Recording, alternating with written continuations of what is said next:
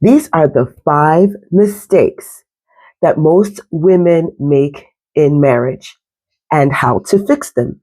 Okay? Now, let me ask you a question for the ladies now. Do you ever wonder if maybe you're doing marriage right? Now, what we're going to do is we're going to dive into the biggest mistakes that we all have made at some point in our marriage and how to stop them today.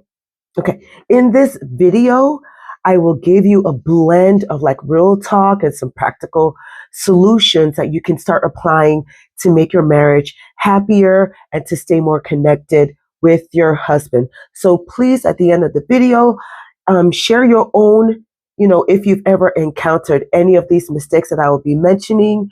And if any of them resonate with you, please share them in the comments below. Now, mistake number 1. You're thinking as a wife that your husband should just know, right? He should just know what you need or what you're thinking. Oh, you say things like, oh, if he loved me, he would just know, right? Wrong, ladies. There's absolutely no way you should be expecting your husband to know, even if you've been married for so long. This is the myth of what they call the mind reading husband. Stop it, ladies. Today is the day you're going to stop. Don't put your husband through that. Because first of all, he is not a mind reader. And yes, if you come on here and say, oh, my husband knows what I want and he reads my mind, good. That's good on you. Well, I'm not talking about you. I'm talking about the majority of women who are married that are not experiencing a husband that reads minds. And it's very unfair for us wives to expect our husbands to read our mind. That's not part of effective communication, right? So let's keep moving along. If you are waiting for your husband to read your mind, then you're going to be waiting for forever, ladies. I mean, I'm just saying. Instead, how do you correct that? This is what I would suggest that you do. You would say something like, honey, it would be really helpful to me if you could ... That's a better way to approach this whole mistake rather than just sitting and expecting him to read your mind. Okay, that's mistake number 1. Mistake number 2. Oh my God, ladies, you like to hold a grudge. Have mercy. Do you know that holding grudges is like the number 1 silent killer of marriages? Have you ever, ladies, this is for you, have you ever let something so small turn into a huge, big old resentment? Like they would say, making a mountain out of like a small molehill. And this is something that I would typically call like the grudge bank. Like slowly you're putting little unresolved issues and depositing it into this imaginary bank. And then after a while, it adds up over time, and then everything just combusts. Your whole marriage just goes up in flames, and you can no longer piece it together. Ladies, what are we going to do instead? This is how you fix this, okay? You start to do those small micro check-ins with each other. You check in with your husband, and your husband checks in with you. That means that every week you're going to have to at least sit down and do these small conversations. And if you're not the type that likes to sit down and have many conversations, you are going to have to develop that. If you want your marriage to not just survive, but to thrive positively and healthy, you are just going to have to train yourself. Really, this is a marriage, and marriage is supposed to be a lifetime. We're talking about the longevity of a marriage. So you're in it for the long haul, right? And this is what you're going to do. So you keep doing it. And my mother used to tell me, like when I was, before I got married, when I was a little girl growing up, my mom would always say, when you get married and maybe you and your husband are are on a rocky path, the best time to communicate with him is when you are calm and when he is calm as well. You're going to have to find that time when both of you are less heated. Why? Because you can better have conversations that way, and then it's less intimidating to have those little micro conversations along the way. Number 3 mistake that us women, or let me just say women in general, tend to make in their marriages. The third one is you start losing yourself in your marriage. And I've said this before in a couple of my other videos that you are an individual before you get married. And once you get married as a woman, you're still an individual. And it is so easy for us women to lose ourselves because we're so busy giving and giving and giving and giving and giving until there's nothing left. Because we are primarily the nurturers of any type of relationship. So we just keep giving and giving, and there's nothing left.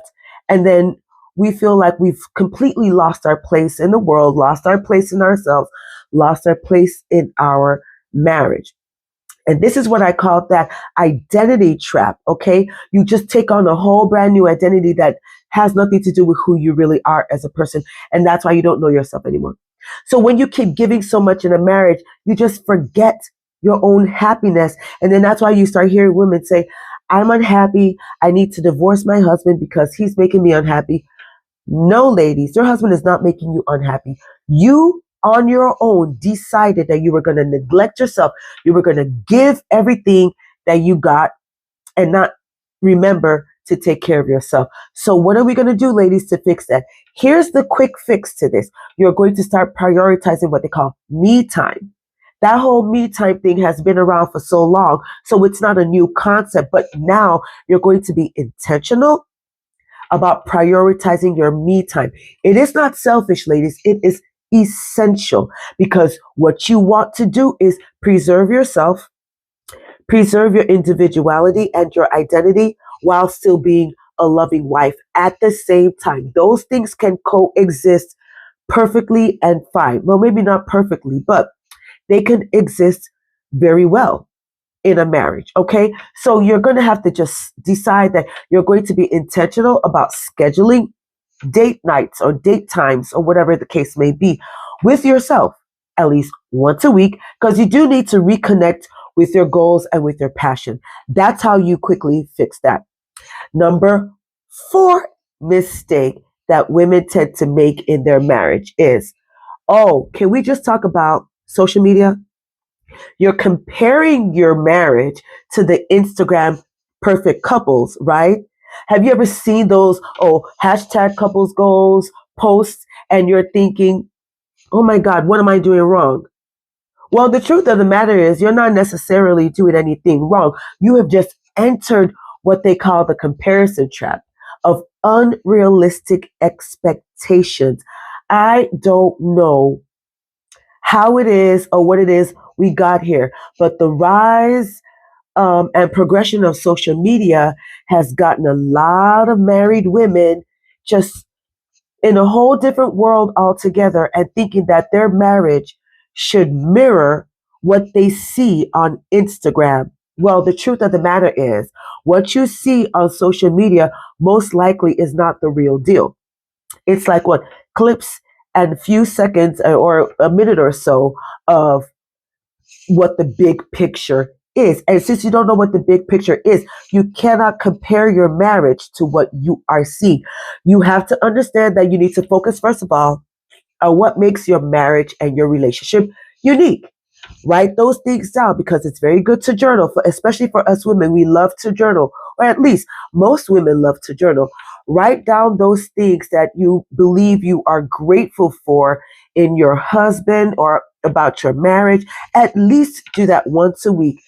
Form that healthy habit of doing that, and you will eventually, along the way, come to realize that you really do appreciate your marriage, you appreciate your husband, and you will come to find out that your marriage is actually your couple's goals, not what you see on social media. Ladies, number 5 mistake that women make in their marriages is forgetting to appreciate the little things that your husband does for you, or those little things that happens in your marriage. Okay. It's so easy. I get it. It is so easy to actually, especially if you've been married for a while, it's just so easy to like sit back, get comfortable, and just assume that, we appreciate each other. Yeah, we don't have to say it. Yeah, I love him. I appreciate these little things that he's doing. But, and he probably says the same thing. And neither one of you is appreciating each other. Or maybe he's just appreciating you and you say things like, oh, he knows how I feel.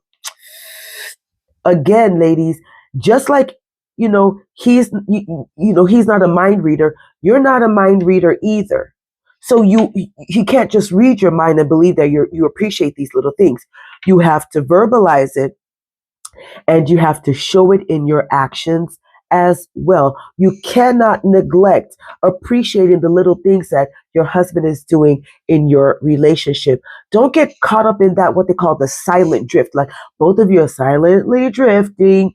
Then eventually you stop doing those nice little things because no one's appreciating each other. So those little things that made your marriage tick, neither one of you is doing them anymore. And then I think that this is the biggest thing, or the biggest reason why couples just start feeling so distant or far apart from each other. And then the marriage ends up crumbling. It loses its savor and then it ends up crumbling.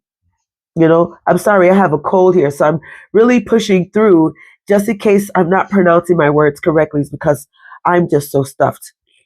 But here's the thing. This is a quick fix I've tried, that my mother taught me, and I've also tried, and I know that other women I talk to have tried as well. You can start sending text messages at least every day, maybe one text message a day, just like a nice little appreciation message. It doesn't have to be anything big. It doesn't have to be anything elaborate. Just let it come genuinely from your heart, okay? Or if you don't want to text, at least send a voice note. I like to do voice notes for my husband, so I would send him, a little voice note. To me, it sounds a little bit more personal. That's, to me, though, in my mind, the voice coming from my own vocal cords sounds more personal than me typing. I still do the typing every now and then, but I love the voice note. Choose however it is. You can send pictures of both of you, or you can send a picture of him and put a little note saying, I love this handsome dude. Or you can send a picture of yourself to your husband and say, ooh, check out your wife. So listen, I'm just giving examples of what you could possibly try. I know I've tried all these examples. That's why I'm actually giving them. And this over time could help fix that void of that silent drifting apart. It can actually bring both of you together as you continue to practice these things. So as we come to the end of this video, I just want to do a quick recap, ladies.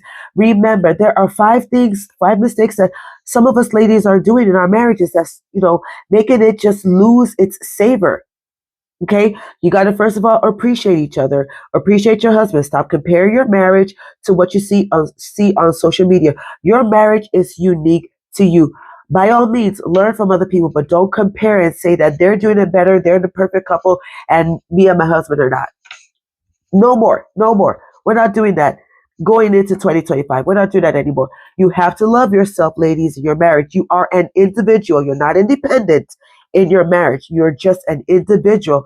So you have to nurture your individual self so you don't lose yourself and become this disgruntled, unhappy wife. That you do not want to do. And another thing is, your husband is not a mind reader. So you got to use your words and speak them kindly, respectfully, and humbly. And that's pretty much it for this video. So just remember that marriage is about progress. It is not about perfection. I don't know anywhere on planet Earth that there's a perfect marriage. There are marriages that are good, that are progressing, still progressing in their goodness. Because just because your marriage is good doesn't mean it ends there. Okay? You have to continue to work on your marriage. So marriage is about progress. It's not about perfection. Remember that. So ladies, please share. Share what you think about this, the message in this video, if any of it resonated with you or if you found any of it surprising. And please remember to like, comment, and subscribe for more of my content. I'll see you all in the next video. Bye.